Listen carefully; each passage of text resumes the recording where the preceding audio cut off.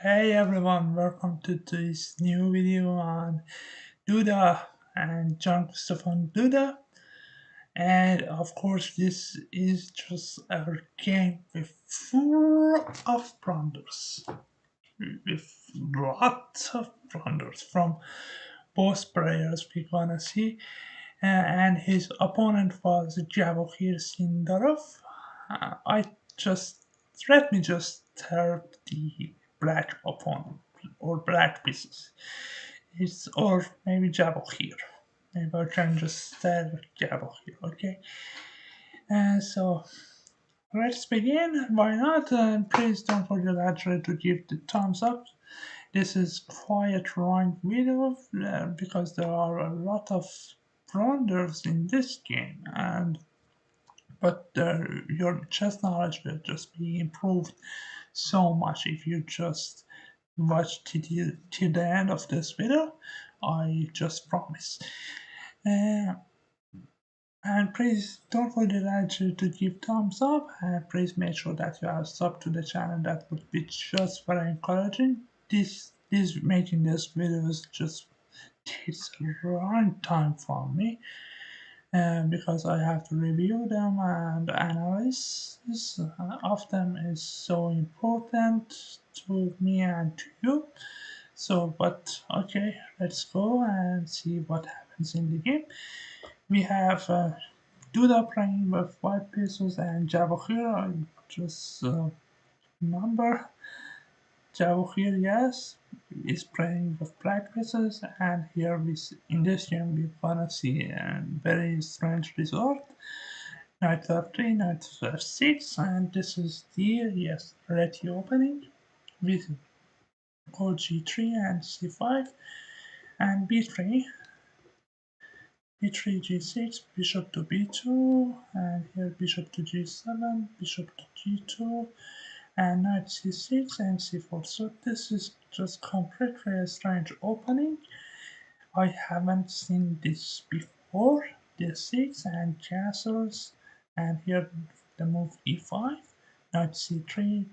I'm sorry, knight c3 castles, then d3, rook b8, a3, b6, and after b4, bishop to b7. So both sides has just behind rotate bishops here on line diagonal. We see e3, so we wanna see b5 and then d4 from white. So queen to d7, and as I just told you, b5 was played after knight to d8. Now we played e4. We could actually go d4, but this was quite risky for us. So the move e4 just closes the center, and now in future maybe we want to go knight to d5. After knight to e6, a4, a5. So bishop to h3 was played, but the best move was actually knight to d5, as I just told you earlier. So this is kind of closed position, and we are just playing this knight here. We see bishop to c8 and knight to d5 now, and after queen to d8 we see knight to d2. So white in future maybe wants to push with the f4. We see bishop to h6, and here is actually an inaccuracy, and actually Duda could play on taking, and after queen takes now plays the move f4. Notice that this pawn is pinned, so we can take the queen better, where actually he moves away from this diagonal. So, but actually knight to b3 was played, and makes Duda made the game more complicated for him and his opponent.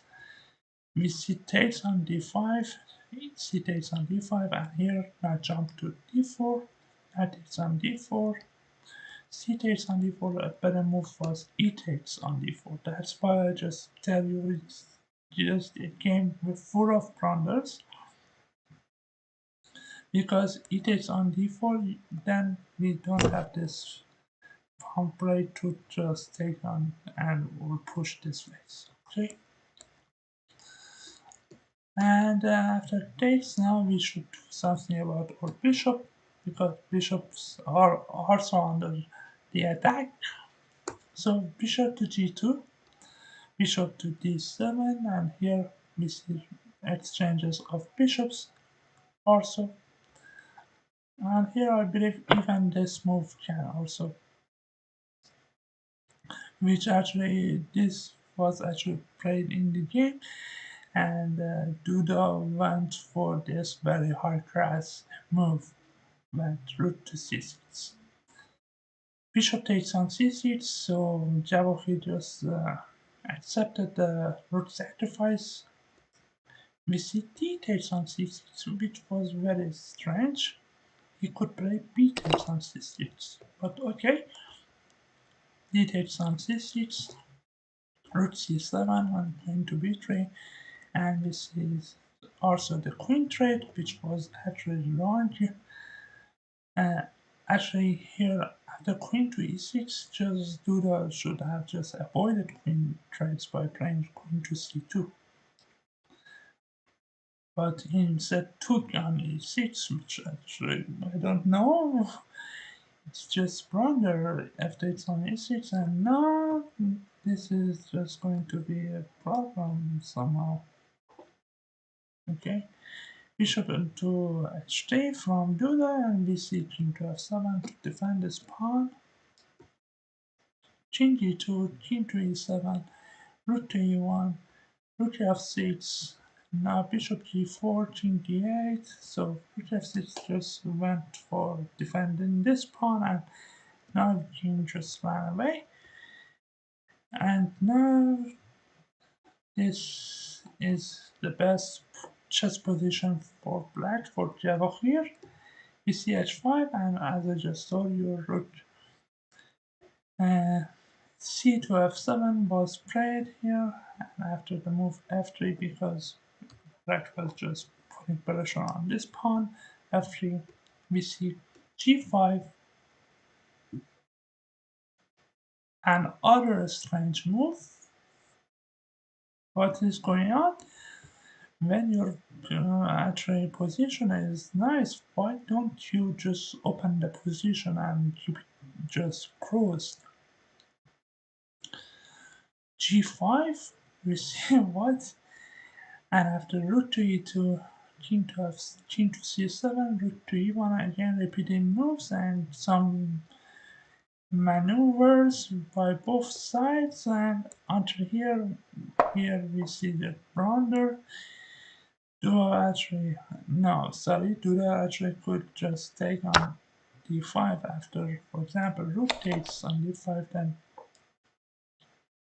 maybe we could go rook to c1 if not here, then rook takes on c5, and this position is closed also.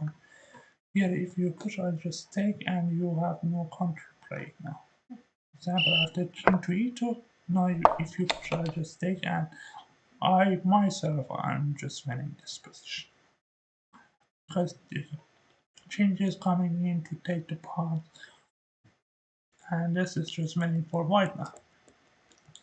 But in the game, d5 was played, and after king to e2, which was the blunder, you see d takes on e4, nice move from Jabouchi.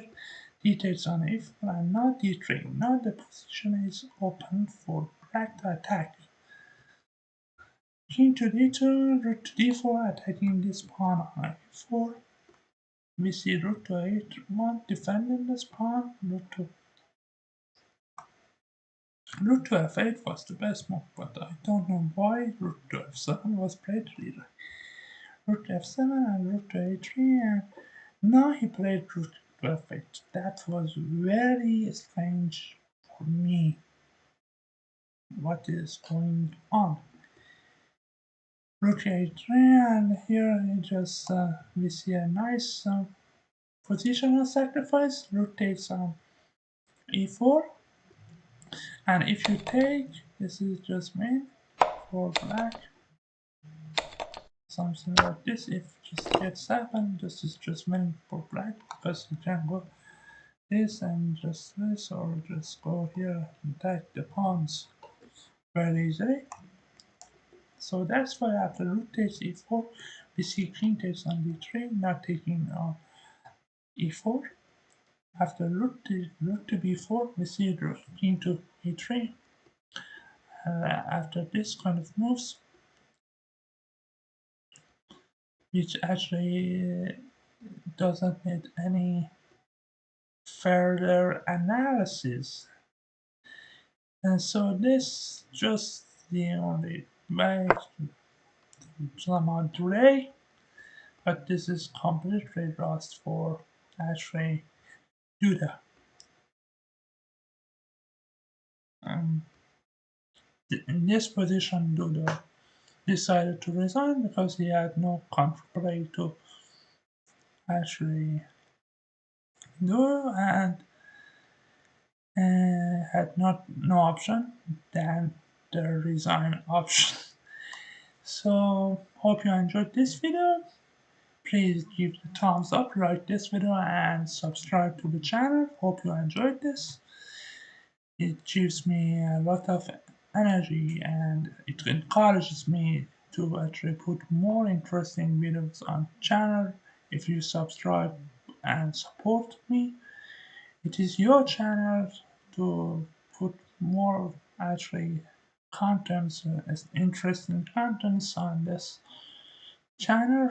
So be sure actually to subscribe. This just would give me a lot of energy, especially if when I'm just very sick and putting my whole energy to just get satisfied by the audiences. So see you next time. Bye for now.